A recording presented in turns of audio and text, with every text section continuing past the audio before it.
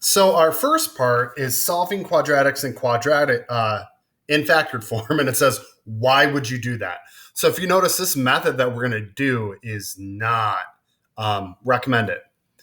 So if we try to guess some solutions and try to find at least one, for x squared minus 2x minus 35 is 0.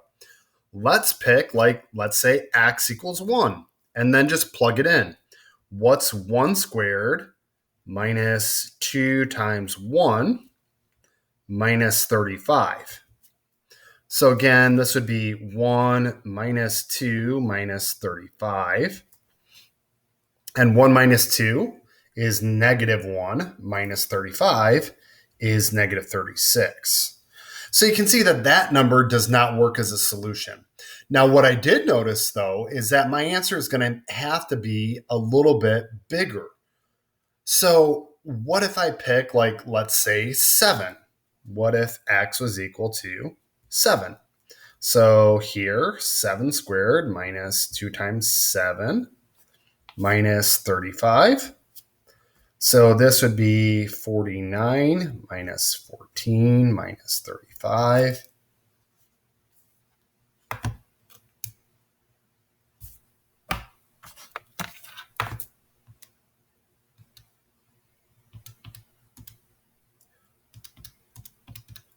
And you see that that is, in fact, 0. So I was lucky and guessed this solution, but obviously that is not easy. So there is another one. Can we figure out what it is? So one way to do this, if I think about this, is I know that if x equals 7, I could try to write this in factored form. So here I could have x. And to make x equal to 0 here, this factor here that would have produced x equals 7 is x minus 7 equals 0. So here we would have x and negative 7. And we want negative 35 down here. So this would be our x squared. So that would be x there. To make negative 35, that would be positive 5.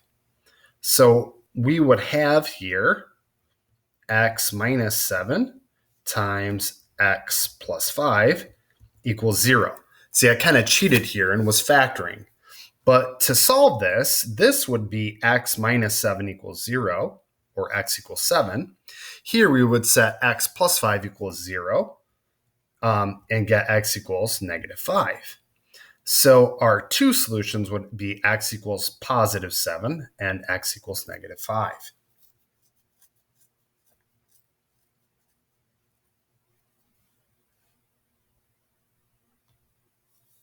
So what I'm going to do here is look at how Tyler solved this. So Tyler wrote out these steps. If I have n squared minus 2n is 99, he moved everything to the left side and did n squared minus 2n minus 99 is 0. So step 1, move to one side of the equation. Step 2, he went from standard form to factored form. So we can just say factor. And then step 3, set both equations, set the factors equal to 0, and solve.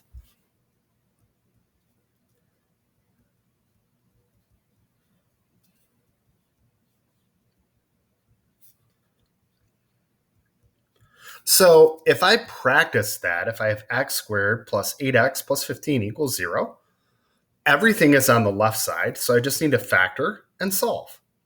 So I'm looking for factors of 15 that add together to be 8. So I'm thinking, well, 1 and 15, nope, that adds to 16. But what about 5 and 3? Well, that works. So 5 plus 3 is 8. So my first numbers here would be x and then plus 5 and then x plus 3 equals 0. So then to get the factors, we would, to get my answers, we would solve the equation x plus 5 equals 0.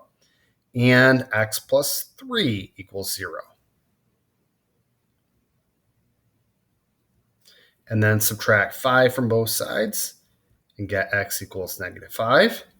Subtract 3 from both sides and get x equals negative 3. Now in this equation, we have things on both sides. So I need to move the 5 over to the other side. And now we have x squared minus 8x. And then here, this would be minus 7 equals 0. So now we're looking for factors of negative 7, or factors of positive 7, I'm sorry, because 12 minus 5 is positive 7. Factors of positive 7 that add together to be negative 8.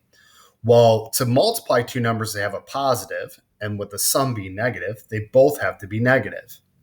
So I could write this as x minus 1 times x minus 7.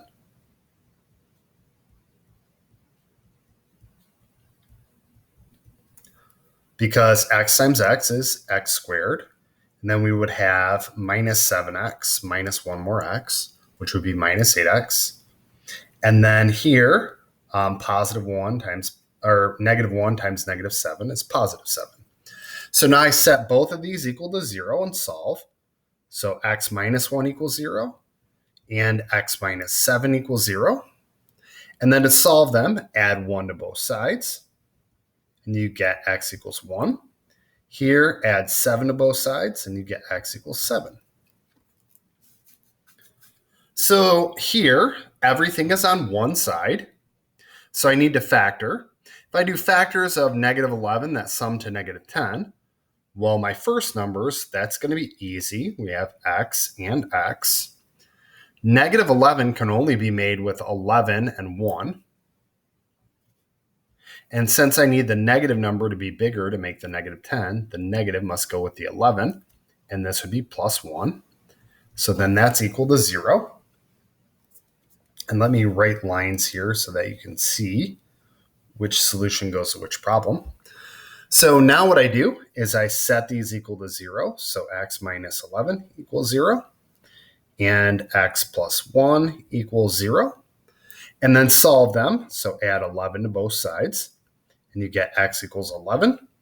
Subtract 1 to both sides and get x equals negative 1. Here, 49 minus x squared is 0. That would be 7 plus x times 7 minus x equals 0. So then if I did 7 plus x equals 0 and 7 minus x equals 0, subtract 7 from both sides here, and we would get x is equal to 0 minus 7 is negative 7.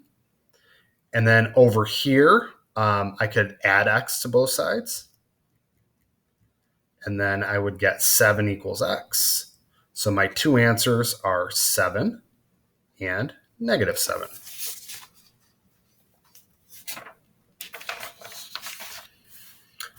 So my last part here, if I have x plus 4 times x plus 5 minus 30 equals 0, unfortunately, this is not in standard form.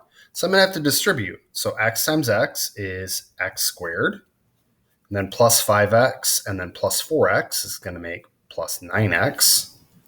And then plus 5 times 4 would be plus 20. And then I write my minus 30 equals 0. And then 20 minus 30 is negative 10. So we have x squared plus 9x minus 10 equals 0. So if I need factors of negative 10 that sum together to make positive 9, I'm going to have to use 10 and 1. So to make the positive bigger, it would have to be plus 10, and then minus 1 equals 0. So then I would set x plus 10 equals 0, and x minus 1 equals 0. Subtract 10 from both sides and get x equals negative 10. Here, add 1 to both sides and get x equals 1.